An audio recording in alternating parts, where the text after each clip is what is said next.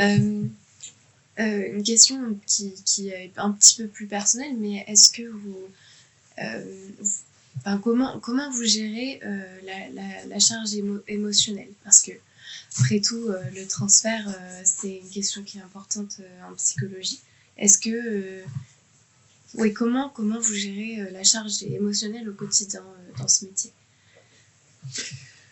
Voilà, je vais vous triturer un peu la question parce que gérer, et ce n'est pas un reproche, parce que parfois nous, on utilise aussi des termes comme ça, comme ça me stresse, ou je vais gérer mes émotions, mes sentiments, dans telle ou telle relation, etc. Et je trouve ça, ça m'énerve, le mot gérer pour ça. Oui. Mais c'est pas un reproche personnel. Hein, c'est vrai que c'est très paradoxal, en effet. C'est ça. Je suis un robot et comment je vais gérer ces dossiers?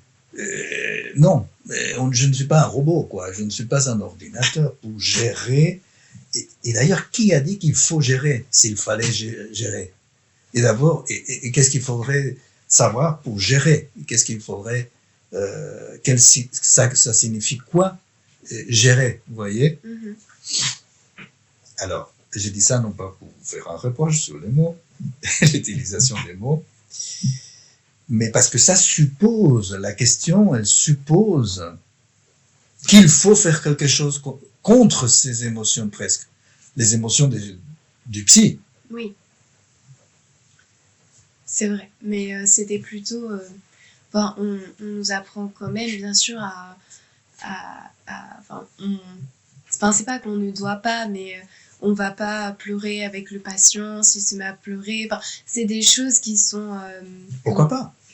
Oui, pourquoi pas, mais disons que comme la séance appartient au patient,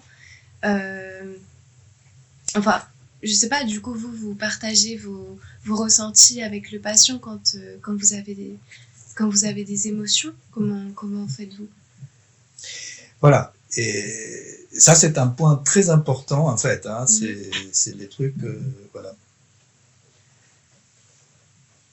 Lorsque un patient vous parle, il ne dit pas tout, et il dit des choses sans les dire. Oui. Et il communique et il transmet des choses entre les mots. Et il s'agit d'attraper ça. Il s'agit, lorsqu'on va interpréter, parce qu'il y a un art d'interpréter, d'écouter, voire de ressentir, sans gérer, sans gérer du tout. C'est que on ressent à partir de ce que le patient ne nous dit pas dans ce qu'il dit. D'accord. Ça ne veut pas dire, et il ne faut pas qu'on soit complètement affecté par la chose, parce que sinon on est embarqué vachement mal. Oui. Il y a et dans ce sens-là, oui, on peut là utiliser ce que vous venez de dire et dire voilà, il ne faut pas succomber sur ça non plus. Oui, c'était ça mon point. C'était ça. Mais donc, et si vous passez par là, qu'il ne faut pas succomber, c'est qu'il ne faut pas être affecté, parce qu'on peut se mettre à pleurer, et à ces moments-là, il n'y a plus de séance. Si on se met trop à pleurer et qu'on est malade, par ce que les patients nous disent, ou l'angoisse qu'on ressent par les patients psychotiques, par exemple. Parce qu'il y a des patients qui peuvent être très angoissés. Donc, il ne s'agit pas de nier ça. Si j'ai ressenti une angoisse qui vient dans la relation avec ces patients-là, et qui n'est pas une angoisse que j'ai de ma vie personnelle, mais c'est dans la rencontre avec ces patients-là, ça fait partie du matériel de travail. D'accord. Donc, je dois, à ces moments-là, comprendre que cette angoisse-là ne m'appartient pas, mais que je la ressens en moi. Vous savez, un peu comme le petit bébé nourrisson, ou même le petit enfant.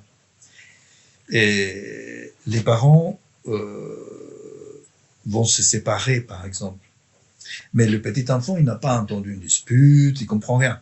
il l'a pas entendu, il ne se pose pas les questions. Simplement, la maman, elle va se séparer de son mari et il est loin, le mari maintenant. Donc il n'est pas là, donc il n'y a pas de dispute possible pour que le petit enfant puisse sentir ça. Mais la maman, elle va être forcément traversée par plein de symptômes, par plein d'affects, d'émotions, de sentiments, tout ça. Donc, ces affects, ces sentiments, ces émotions, ils ne sont pas dits à l'enfant, à cet autre qui est là, mais on peut les transmettre par la tonalité de la voix, par les battements du cœur, par les actions un peu saccadées, ou n'est-ce pas? Bien sûr. Quand on est un peu nerveux, agité, embêté, et les enfants, ils ressentent beaucoup ça. Mais les adultes aussi, on peut le ressentir. Dans un couple, les gens peuvent sentir ces choses même si elles ne sont pas dites. D'accord. Donc, ça se transmet. Et donc on peut dire, ah oui, non, mais moi, je gère les émotions. C'est-à-dire que moi, je ne tiens pas compte de ça. Alors là, c'est une erreur. Il faut tenir compte de ça, sans succomber à ça, sans être affecté par ça. Je ressens ça, mais je ne le prends pas comme moi, comme étant à moi. Et ça va me permettre de comprendre quel état du patient il est. D'accord. Aujourd'hui. Si cette patiente-là ah oui, là, une autre, là, je pense aussi que la même chose concernant les enfants, qui ne savaient pas comment, plus de 40 ans, est-ce que je vais avoir un enfant ou pas? Je suis déjà une femme de 40, 41 ans, mon copain ne sait pas, je ne sais pas s'il veut ou s'il ne veut pas avoir des enfants, il a dit que non, comment j'ai fait, etc. Voilà. Et donc, à un moment donné, donc on la pousse un peu quand même à parler, allez-y, quoi, avec tact et prudence, essayer de convaincre. Et donc, finalement, un jour, elle peut dire, voilà, c'est bon, on a parlé, etc. Et quelques mois plus tard, mais voilà, je suis enceinte, et c'est super, c'est magnifique. Ça, pourquoi j'ai dit ça, j'ai oublié. Vous étiez en train de m'expliquer un cas qui vous est pensé à notre conversation. Ah, et que donc, elle vous dit ça, qu'elle est enceinte. Ah oui. Et qu'on va garder l'enfant. Et ça, c'est pas une bonne nouvelle. Ce n'est pas magnifique. On peut sourire ou pas. Si vous êtes psy, très strict, vous cadavérisez, comme à une époque étaient les psychanalystes, on ne dit rien, on n'éprouve rien, ou on fait semblant de ne pas éprouver du contentement pour ça. Parce que cette patiente-là, elle est enceinte et qu'elle va avoir un super enfant. Vous voyez? Oui. Et que donc, il faut être comme ça, sans rien dire. Sans dire que c'est magnifique, ça. Que c'est super. Que c'est ce qu'elle voulait. Et que ça va lui changer la vie. Oui ou non? Oui. Pourquoi il faudrait s'arrêter? Pourquoi? Parce qu'il y a un catéchisme. Hein? Du manuel psychothérapeutique X qui dit que, parce que ces catéchismes psychothérapeutiques, il a raison dans les principes, mais ce sont des principes théoriques. Selon certaines situations, on sort complètement du code théorique, vous voyez, et personne ne va vous le reprocher. Bien sûr.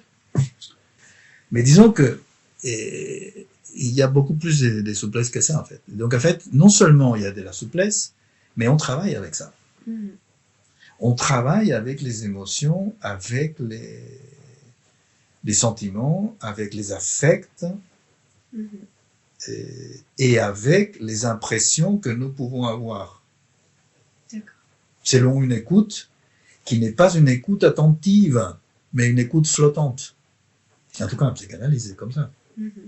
C'est-à-dire qu'on me raconte quelque chose et j'écoute, mais sans forcer mon écoute. je me laisse aller à la musique du ton de cette voix, quelle que soit la voix, puisque la voix, nous avons des voix très différentes, chacun a sa signature vocale. Mais on peut avoir un ton hargneux, heureux, content, serein, n'importe quoi, triste, colérique. Et ça vous donne des indications également. Oui, oui, bien sûr. Bien sûr.